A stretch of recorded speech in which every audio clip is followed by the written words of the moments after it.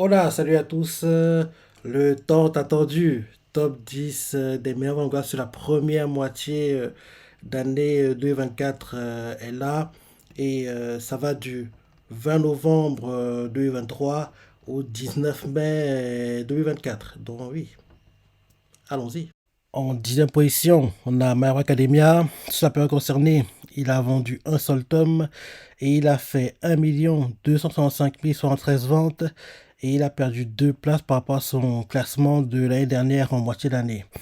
Donc oui, les ventes sont en baisse par rapport à l'année dernière. Rappelle-toi, l'année dernière, il avait fait 1 887 507 ventes et sa période concernée l'année dernière, en première moitié d'année 2023, il avait sorti aussi deux tomes. Et d'ailleurs, il était limite, hein. Il a failli ne pas être dans le top 10 parce que il y a trois mangas qui luttaient pour être entre la neuvième et la 10e position. Ces mangas sont My Hero Academia, un autre manga qui est classé 9e et bien sûr Kazuya Chigo. Donc on voit clairement que Kazuya Chigo, s'il avait eu une semaine de plus, il aurait dépassé My Hero Academia, aurait pris la 10e position que My Hero Academia a actuellement, quoi. Le fait qu'il était aussi près d'être 10e, tu vois clairement que logiquement, dans le classement qu'on aura annuel, quoi, fin novembre prochain, Kaiju Hachigo devrait réussir à être dans le top 10. Mais là, c'était limite. Hein. My Hero Academia, pendant un long moment, il était hors du top 10. Et ces dernières semaines, il a réussi à rattraper le retard qu'il avait et à avoir sa 10e position, quoi. Donc, c'était très, très chaud pour lui. Très, très chaud. Ensuite, en 9e position, on a Marshall. Et il a fait 1 275 234 ventes. Ça peut concerner aucun tome n'est sorti. Et là, actuellement, c'est sa première apparition dans le top 10 de manga sur la première moitié d'année, voire même aussi de fin d'année. C'est la première fois qu'il apparaît dans ce classement et c'est top pour le manga. C'est top pour le manga. L'année dernière, il n'était pas du tout classé. Il s'appelle concerné l'année dernière, trois tomes étaient sortis. Là, qu'il apparaît dans le top 10, tu vois clairement que c'est le boost que l'anime a apporté au manga. D'ailleurs, on a appris que oui, l'animé, ils vont adapter le reste du manga. Donc, en gros, on va voir les combats dont je parle depuis des semaines quand je regardais, en gros, l'animé, quoi, les combats où, en gros, on voit Doom qui nous pond des instincts classiques, quoi. On devrait les voir. Ce sera magnifique. Donc, en gros, j'ai hâte de voir ça que ça va venir. J'espère juste que ce sera deux cours back-to-back, pas un split, parce que oui, pour qu'en gros, la hype continue, quoi. Faut qu'en gros, les deux cours d'affilée, quoi. Parce que les combats qui arrivent, des combats qu'on aura dans le dernier arc du manga, c'est des combats de dingue. Dans ces top, je suis content pour Machel. Et oui, j'avais peur qu'on n'ait pas du tout d'animé, qu'on n'ait pas du tout la suite, quoi, mais heureusement, on a eu la news. En plus, vu qu'en gros, il reste, oui, pas beaucoup de chapitres, donc en gros, ils vont adapter le reste du manga, parce que, rappelle-toi, la saison 1 et 2 qui était officiellement la 1, mais comme en gros, ils ont fait un split coup, ils ont en gros séparé, ils ont fait croire qu'on avait deux saisons, mais quand en gros, ils ont vendu l'animé, c'était une saison, mais de 24-26 épisodes, mais comme ils ont fait un split coup, ils ont coupé ça en deux, et ils font croire que c'est deux saisons différentes, mais au fond, c'est une seule saison de deux cours qu'on a eu, quoi.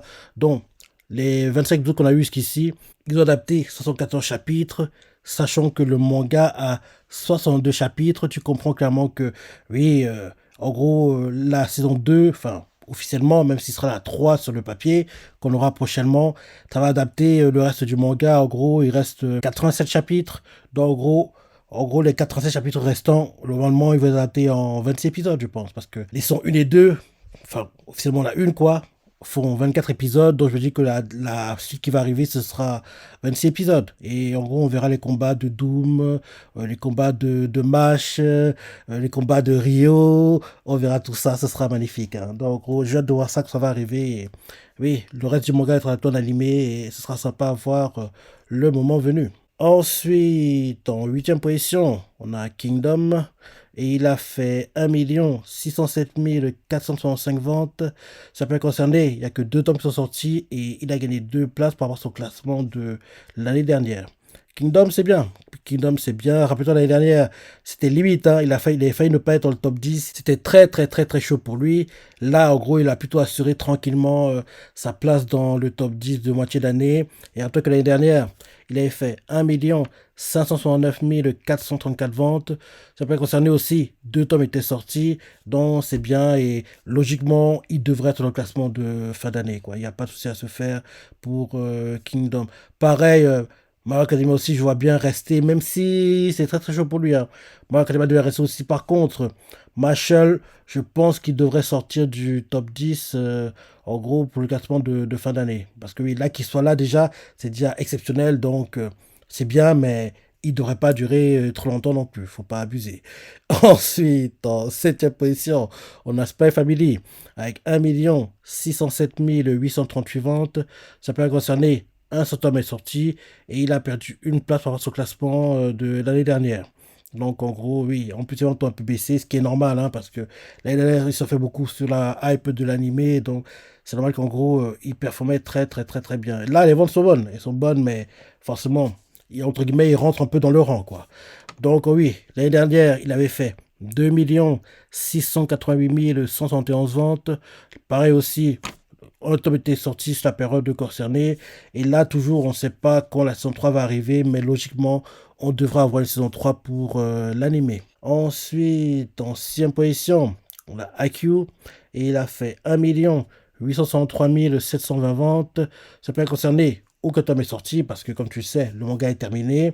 Et en gros, il revient dans le top 10 parce que oui, en gros, c'est un manga qui était toujours dans le top 10 quand il était en cours et il est sorti depuis la fin et là il est de retour grâce à l'animé, quoi, le film qui en gros adapte la fin du manga, la première partie qui est sortie en avril. Donc en gros, on voit que l'animé booste les ventes du manga. En plus de ça, les light novels qui sont sortis performent très bien. Il a fait des ventes records en light novel qui sont de 689 554 ventes. Donc en gros, sur la première moitié d'année 2024, c'est le deuxième meilleur vendeur en light novel, quoi. Donc ça montre à quel point l'animé, en gros, assure, quoi, et a boosté les ventes du manga sur partout, quoi. Donc c'est top pour IQ. Ensuite, en cinquième position, on a Blue Lock et il a fait 2 149 862 ventes. Ça peut concerner 3 tomes sont sortis et il a perdu 4 places par rapport à son classement de l'année dernière. L'année dernière, rappelle-toi, c'était Blue Lock qui était le meilleur vendeur sur la première moitié d'année 2023. Là, il a baissé, ce qui est normal. Rappelle-toi, l'année dernière, il surfait sur la hype de l'animé, la Coupe du Monde, donc en gros, tout ça mélangé, quoi. Donc, ça a boosté les ventes du manga à un niveau dingue, quoi. Donc, c'est comme ça, en gros, qu'il a réussi à atteindre les hauteurs qu'il avait atteint, quoi. Donc, oui, en gros, oui, les ventes, forcément, hein, elles sont en baisse, hein, parce que l'année dernière, sur la même période, il avait fait 8 46 032 ventes avec 3 tomes sortis sur la période. Et comme tu le sais, l'animé saison 2 arrive en automne prochain, quoi, 2024. Donc j'ai hâte de voir ça le moment venu. Ensuite, en quatrième position, on a One Piece. Et il a fait 2 189 898 ventes. Ça peut concerner un seul tome est sorti et il a gagné une place par rapport à son classement de l'année dernière. Les ventes sont baisses par rapport au classement de l'année dernière, mais c'est pas. Tant qu'il n'est pas en dessous du 2 millions, on va dire, faut pas trop s'inquiéter parce que s'il était en gros dans les 1 million, là, il fallait se dire oui, c'est pas très bon pour One Piece, mais tant qu'il est au-delà des 2 millions, c'est le plus important. L'année dernière, il avait fait 3 550 097 ventes. Pareil, un tome était sorti sur la période concernée. Donc, en gros, voilà pour One Piece. Ensuite, en troisième position, on a Kusuya no Itorigoto. Et il a fait 3 790 236 ventes.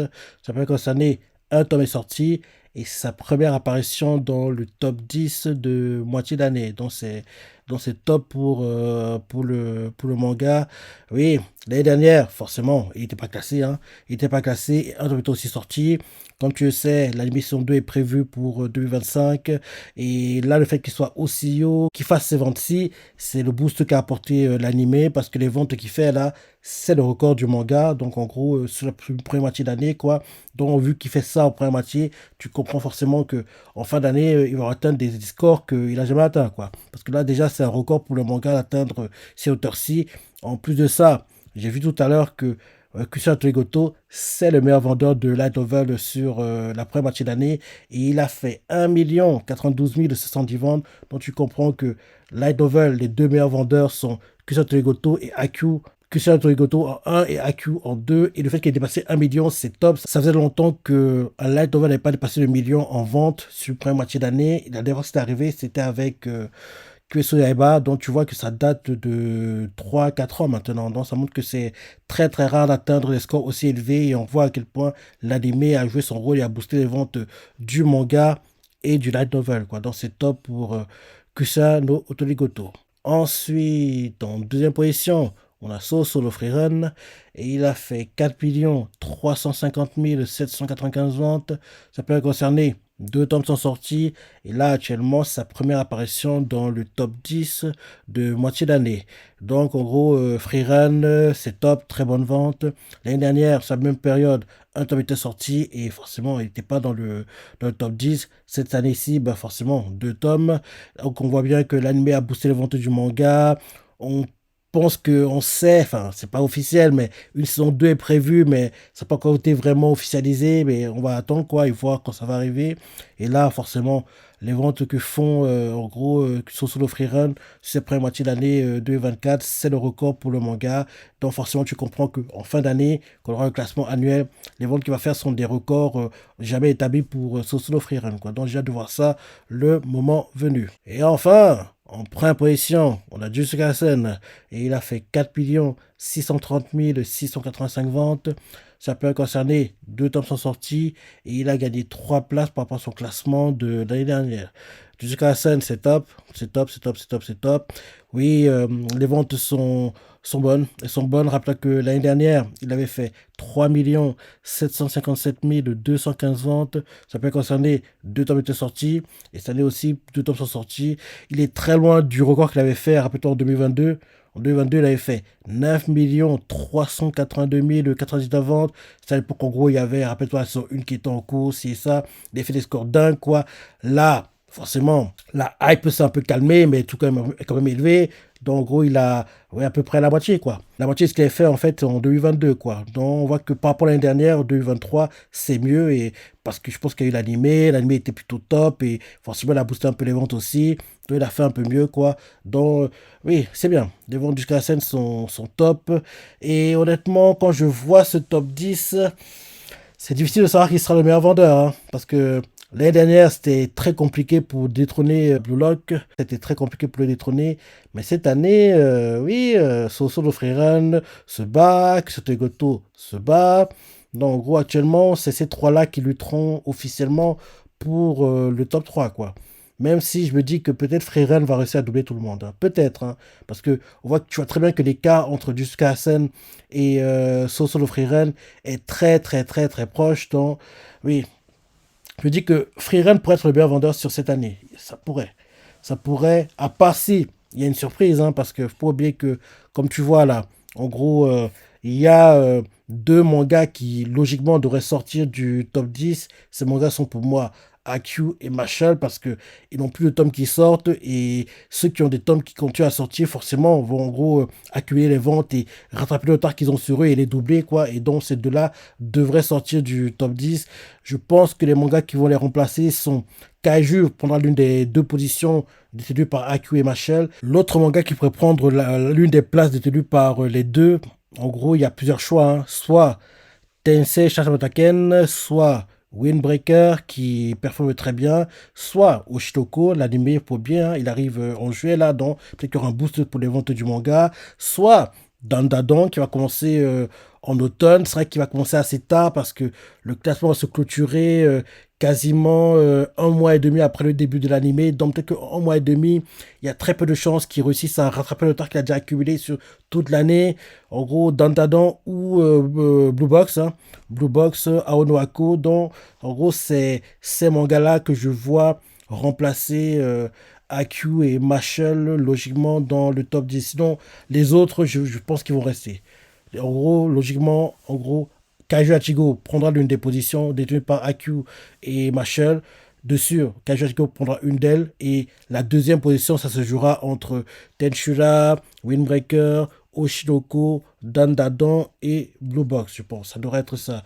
Et on voit que le top 10 est tout dominé par les mangas de Shueisha, hein. 7 des 10 mangas dans le top 10 sont des mangas de Shueisha. Un est de Kodansha, un est de Shogakukan et un autre de Square Enix. Donc en gros, voilà pour le top 10 des mangas sur la première moitié d'année 2024. Et oui, pas trop de surprises, hein, pas trop de surprises. La plupart sont attendus. La petite surprise qui n'était vraiment plus au final, c'est Marshall, parce que tu as bien vu quand j'ai le classement des ventes hebdomadaires, à chaque fois, Marshall apparaissait dans le classement des ventes tout hommes confondus, donc c'est plus vraiment une surprise, quoi. Donc, en gros, le classement est plutôt correct, hein. Celui qui a failli de pas dans le top 10, c'est Mara Academia, ça m'a surpris pendant le moment que quoi, il n'était pas dans le top 10, et limite, il a réussi à assurer sa place, et ça se jouait en fait, en gros, les 9e et 10e positions se jouaient entre Marshall, My Hero Academia et Kazuhachiko. Donc Kazuhachiko c'est le 11e, mais il n'y a pas à s'inquiéter pour lui. Il va réussir dans le top 10 pour le restant de fin d'année. Et logiquement, ça devrait être soit AQ, soit Marshall qui sortiront du classement, quoi. Donc, oui, j'ai hâte de voir ça le moment venu. Mais en tout cas, très bon classement. J'aime bien les mangas qui y sont. Et oui, tous ces mangas, oui, ils ont tous des animés. Tous des animés, quoi, dans ces tops. Comme tu vois, Jujutsu Kaisen, animé. Sosolo Frieren, animé. Kusatsu Goto, animé. One Piece, animé. Blue Lock, animé. AQ, animé. Spy Family, animé. Kingdom, animé. D'ailleurs, ce serait bien qu'on sache quand la prochaine saison va arriver. Marshall, animé, officiellement on sait tous maintenant, la suite du manga va être adaptée, on aura la fin du manga, c'est génial. Et bien sûr, My Hero Academia, animé, même le 11e qui est Kachuachiko, animé, quoi. Donc, oui, c'est pas souvent que dans le top 10, tous les mangas aient en fait, entre guillemets, un animé, quoi. Parce que, par exemple, l'année dernière, il y avait dans le top 10 de moitié d'année, en gros, Misuto Inakare, il n'y avait pas d'animé. Donc, en gros, là, c'est bien qu'en gros, dans le top 10, tous les mangas qui y sont ont déjà un animé, c'est des mangas populaires, des mangas qui, en gros, performent bien dans ces tops, quoi. Donc, vois le top 10, ce que t'en penses, si t'es surpris, t'as ressenti.